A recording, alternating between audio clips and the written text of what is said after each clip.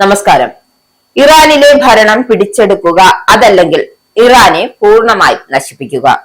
ഇതായിരുന്നു American president Donald ട്രംപിന്റെ പദ്ധതി.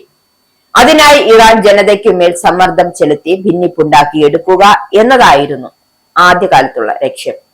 എന്നാൽ ഈ ലക്ഷ്യം നടക്കാതെ ആയതോടെയാണ് മനഃപൂർവ്വം പ്രശ്നങ്ങൾ സൃഷ്ടിച്ചെടുത്തത്, ഒടുവിൽ സൈനിക നീക്കവും നടത്തിയത്.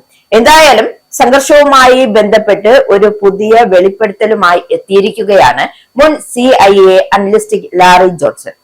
അതായത് ഇറാൻ അമേരിക്ക സംഘർഷത്തിനിടയിൽ ഇറാനുമേൽ ആണവായുധം പ്രയോഗിക്കുന്നതിനെ കുറിച്ച് പ്രസിഡന്റ് ഡൊണാൾഡ് ട്രംപ് ആലോചിച്ചിരുന്നു എന്നും, എന്നാൽ joint chief of staff chairman general Dan കെയ്നിന്റെ ശക്തമായ എതിർപ്പിനെ തുടർന്ന് പിന്മാറുകയായിരുന്നു എന്നാണ് അദ്ദേഹം അവകാശപ്പെടുന്നത്. ഫെബ്രുവരി 28 ആരംഭിച്ച ഇറാൻ അമേരിക്ക യുദ്ധം കൊടുമ്പിരി കൊണ്ടു നിൽക്കുകയാണ്, അല്ലെങ്കിൽ ഏതാണ്ട് മൂർധന്യ അവസ്ഥയിൽ എത്തി നിൽക്കുകയായിരുന്നു. ആണവായുധം പ്രയോഗിക്കുന്നതിനെ കുറിച്ച് ട്രംപ് സൈനിക ഉപദേശകരോട് ചോദിച്ചിരുന്നു. ട്രംപ് ഈ ഓപ്ഷൻ, അതായത് ഈ ഒരു പദ്ധതിയെ കുറിച്ച് ഗൗരവമായി ചിന്തിച്ചിരുന്നുവെന്നും, എന്നാൽ ജനറൽ കെയ്ൻ അതൊരിക്കലും പാടില്ല എന്ന ഉറച്ച നിലപാടെടുക്കുകയായിരുന്നു.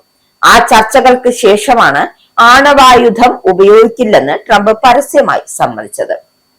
സൈനിക നിയമപ്രകാരം പ്രസിഡന്റ് ഉത്തരവിട്ടാൽ ആണവാക്രമണം നടത്താൻ സ്ട്രാറ്റ്കോം ബാധ്യസ്ഥരാണ്.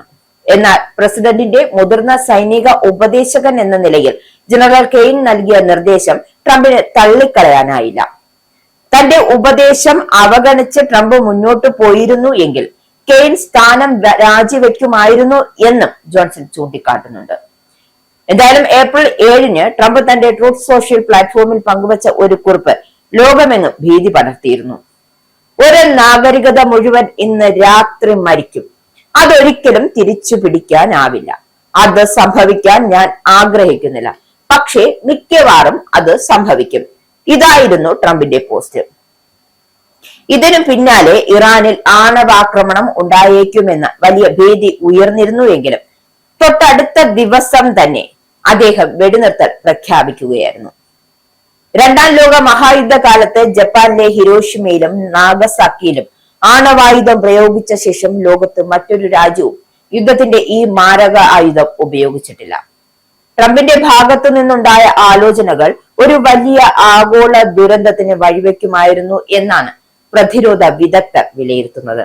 എന്തായാലും ഇറാൻ ആണവായുധം നിർമ്മിക്കുന്നത് തടയാൻ ഏതറ്റം വരെയും പ്രയോഗത്തിൽ താൻ തയ്യാറാണ് എന്നാണ് ട്രംപ് നേരത്തെയും ആവർത്തിച്ചിരുന്നത്. എന്തായാലും ഇനിയും അതേ നിലപാടിലാണ് ട്രംപ് ഉറച്ചു നിൽക്കുന്നത്. ഉണ്ടാവും കാര്യങ്ങളെന്ന് നമുക്ക് കാത്തിരുന്ന് തന്നെ അറിയാം.